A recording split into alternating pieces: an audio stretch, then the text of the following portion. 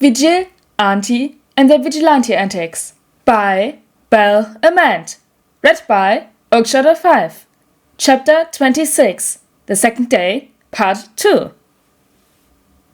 Izuku can't help the rush of satisfaction that races through him when he manages to wrap the capture tape around Bakugo's upper body, pinning his arms to his torso. Admittedly, it had been more difficult than it should have been, considering that the room was filled with a dense smoke and dust likely in his eyes, but he'd been able to see a blurry figure, and that was enough. As the dust clears, Izuku looks up at the first camera that he can see, and he gives the brightest smile he possibly can, flashing a victory sign for good measure. He ignores Bakugo shouting as Amat's voice fills his ears, proclaiming, "Bakugo of the villain team has been captured! 7 minutes remain!" Izuku leans up against the wall, calmly pressing the button on his communicator and asking, "Hey, Toshi, you got this?" "He's already out for the count, just wrapping him in the tape," Hitoshi responds, and Izuku's grin can only grow at their assured victory. He nearly laughs at Bakugo's enraged expression as Amat declares the hero team's victory, but he doesn't. Instead, he stops leaning on the wall and walks closer to the blonde, saying, "Here, let me help you with that." He stretches his arm out, reaching for the tape, but Bakugo jerks out back, moving out of reach. "I don't need your goddamn help, Deku!" Bakugo snarls, and then he begins to stomp after the exit, trying to be intimidating. It doesn't work out, considering that the boy's arms are still pinned down. Shrugging, Izuku just leans back against the wall until his friends arrive. Hitoshi smirks when he comes into view, and Izuku nods in greeting. Tena looks a bit embarrassed, but he reaches out with his free hand in order to shake Izuku's, the other clutching his helmet to his chest. "You two work together flawlessly," Tena praises. "Your teamwork was much greater than my team's was." "You got paired with a pissy Pomeranian," Hitoshi says. "You were doomed. Sorry." "No apologies are needed," Tena responds. "I knew that fortune did not favor us the moment that my teammates stomped out of the room. Now, let us head back to the others and see what they have to say." As it turns out, the classmates have quite a lot to say. Izuku can barely get through the door before compliments are being thrown his way. "That was so cool," a blonde boy shouts. "You flipped him like it was nothing," Redhead adds, and Izuku is realizing that he really needs to learn his peers' names. "That was so manly, dude." "You two just went in there and were like, bam, it was wicked," a third shouts, and Izuku feels his face heating up as more of his classmates agree. Almost unconsciously, Izuku scoots closer to Hitoshi, reaching up to rub at the back of his neck. "It was nothing really," Izuku protests, and some of his peers seem even more impressed with the declaration. But really, it wasn't. After all, haven't Izuku and Hitoshi spent 5 years capturing villains? And those are people who weren't being told to stand down or risk expulsion. Those are people with everything on the line, who weren't going to stop out of fear of punishment. No, those people continued because of the fear of punishment. Compared to that, this was a walk in the park. Luckily, the praise is cut short as Ahmed clears his throat. "Well done, all 4 of you," Ahmed says, and Izuku can see how Bakugo huffs at the comment. "Now, while we know that the hero team won, does anyone want to guess who the real winners of this activity are? It may not necessarily be the winners of the fight who excelled the most." The class falls silent, and Izuku watches as a tall, black-haired girl raises her hand. "Young Yarozu," Ahmed cheers. "What do you think?" The real winners of the fight were still Midoriya-san and Shinzo-san. It's not just because they stopped the villains, but they also played their parts the best. Clearing her throat, Yarozu points out. When the activity started, Bakugo's son stormed off without listening to Ida-san. He let his own anger take over as he looked for the heroes. Despite acting like he would hold off both of his opponents, he was quickly distracted by trying to pick a fight with Midoriya-san, who stayed calm the entire time. Ida-san tried to play the part of the villain, and did well to force himself into the role. However, he was so distracted by his monologue that he was able to get caught by Shinzo-san. Izuku tries to hold back his blush. Really? But he's sure that his face is bright red by the time Yarozu finishes. So much for the praise being cut short. Izuku laments, and yet he can't help but smile at the analysis. "Well done, young Yarozu," Ahmed says, after a moment of silence. "I, personally, thought young Ida fit into his role well, but I suppose it was a little too much if he was so easily caught. Anyways, on to the second battle." A few minutes later, Izuku watches as 4 more of his peers, Todoroki, Shoji, Ojiro, and Hagakure, walk off to the very building that Izuku was just in, and he nearly vibrates in anticipation. He's always been one to analyze quirks after all, and with 18 new classmates and 18 new abilities, Who knows what kind of creations they inspire? Izuku manages to ignore Hitoshi's unsurprised snort as he whips a small notebook and pencil out of one of his belt's pockets, already flipping the blank book open and preparing to scribble down whatever comes to mind. The 5-minute timer goes off, and the second battle begins. Eiichiro Kirishima can't tell what's more intimidating: Todoroki's overwhelming amount of control over his super manly quirk, or the rapid-fire pace at which Midoriya seems to be spitting out ideas after seeing a battle that lasted less than 3 minutes. Maybe it's a tie, Eiichiro thinks as he watches Todoroki calmly walk past Ojiro, who's stuck in the ice, to tap the bomb.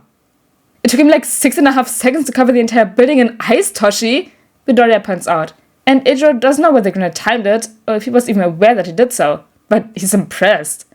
I'm pretty sure if we managed to get our hands on a big enough power source, we could... Oh, wait, no. We'd have to make it compact if we wanted the weapon to be part of a costume, and it'd have to have a low weight limit so we couldn't carry around the source. Oh, Toshi, what if we made a high-intensity vacuum that could suck in water molecules and connect it to a coolant-infused storage tube? The coolant would have to be integrated in the tubing itself, or else it'll be too clogged for the rapidly solidifying ice to move, and that causes a lot of pressure buildup, which could lead to a malfunction, and we'd have to extend it throughout our entire costume so that it could reach our palms and... Oh, we could make it silent so that no one would hear it. Izu. Shinzo cuts him off at last, and Eiichiro feels like his head is hurting from all of the muttering that just occurred behind him. Izu, we aren't mimicking quirks. Remember what happened last time we tried that. Okay, to be fair, I probably should have started with an attempt to recreate a fire-breathing quirk. Alright, Eiichiro concedes. Midoriya's mind is more intimidating. And if Shinzo was helping, then maybe he's just as manly too. You tried to breathe fire? Eiichiro asks, turning away from the screen now that the 4 fighters are out of sight, likely on their way back. Midoriya squeaks, slamming his notebook shut. Yeah? It was no big deal. I was just bored and I thought, hey, people used to practice fire breathing before quirks existed, so if I just try to make a machine that holds a fuel source and can spark it by biting an activation button on the inside... Midoriya rubs at the back of his neck, looking away from Eiichiro. It didn't go as planned. He exploded the mouthguard before he could even put it on his face. Shinzo explains. He's lucky that he didn't have time to put it on. You would try to breathe fire, Eiichiro repeats. In my defense, Midoriya starts. I was probably 11 when I tried. Okay, Eiichiro cannot be the only one impressed and terrified of this boy. And yet at the same time. Dude, Eiichiro shouts. That's so manly. It is? Midoriya asks, and Eiichiro nods. That's like one of the coolest things ever. I mean, and I've even thought of trying to make a quirk. Man, that's so cool. Thanks, Midoriya flushes, and Eiichiro smiles. I'm Eiichiro Kirishima, and you're Midoriya-san, yeah? Yeah, I am. Nice to meet you, Kirishima-san. Midoriya agrees, and Eiichiro smiles. Because, yeah, Midoriya may be one intimidating son of a gun, but he seems really cool, and Eiichiro can't wait to learn more about the boy. This school year will be an interesting one, that's for sure.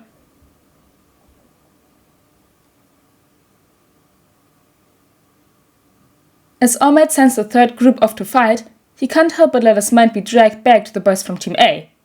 How did I forget? All Might wonders as he glances back at the boys.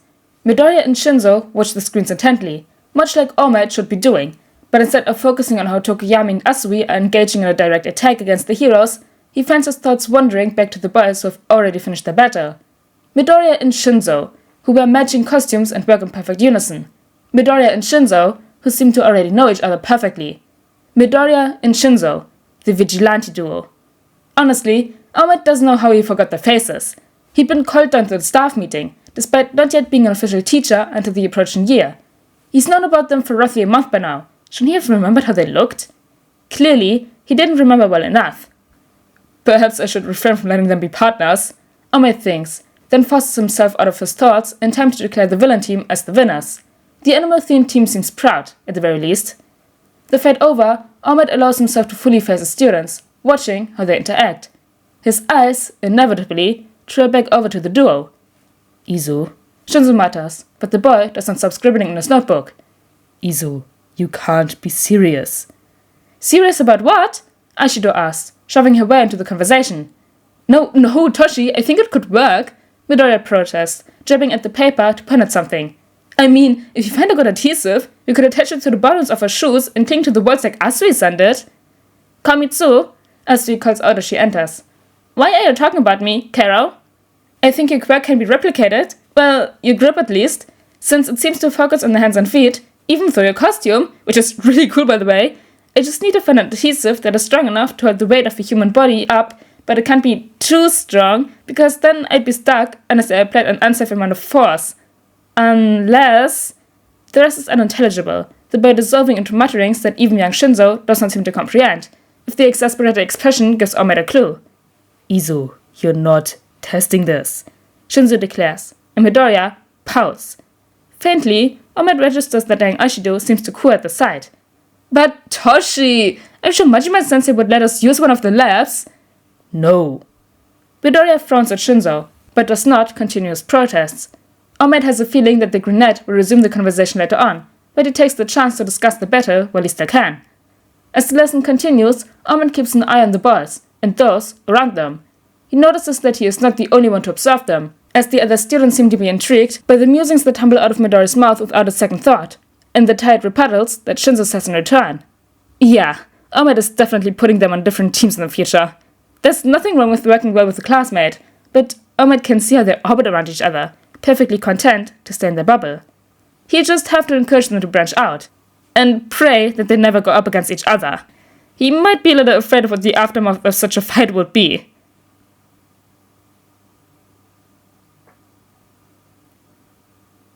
We got to see Awww's perspective on the boys. And Ichiro's too, and Ichiro's terrified of Midoriya, but also really intrigued. And I can't wait for them to be best friends.